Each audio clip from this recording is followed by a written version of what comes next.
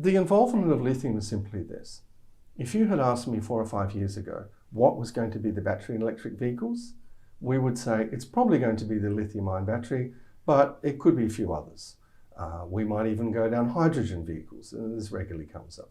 What's happened now is that at the start of 2020, I think we have 46 or 48 megafactories built around the world producing lithium-ion batteries. And by the time we come around to 2028, 2029, that's forecast for that to be about 103 megafactories, moving from around 300 gigawatt hours now to more than 2,100 gigawatt hours. So because there's that investment, we know, right, here's the lithium-ion battery. It was invented 25 years ago. It's been tested around the world. It's met various requirements. We're putting people on top of the batteries, so you can't go and change that technology too quickly.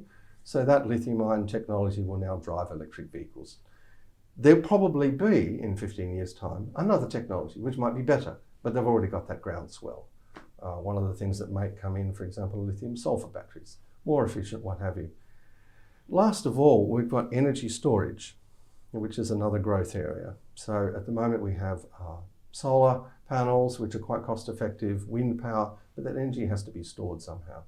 Theoretically, some of these large energy storage, things like vanadium batteries, should work better. Vanadium flow batteries are quite cost effective.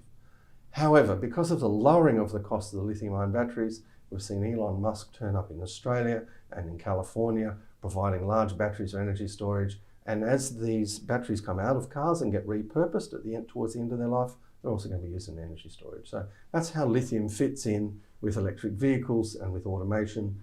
Originally, to start with, the automated vehicles might be also internal combustion engines, but slowly they'll move across to electric just because they're cheaper to run. Laker's just looking at what the industry looks like and going, the only way to play in that is that the Chinese didn't completely control the lithium supply into batteries yet. They do produce about 68 to 70% of the batteries for the market.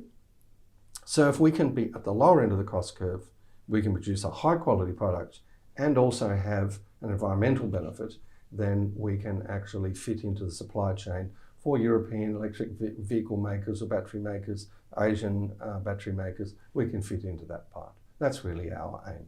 We're not trying to change the world, but we're trying to have a key part of a supply chain that's sustainable for a better future. And do you have contracts lined up with battery makers around the world? Are you able to talk about that at all?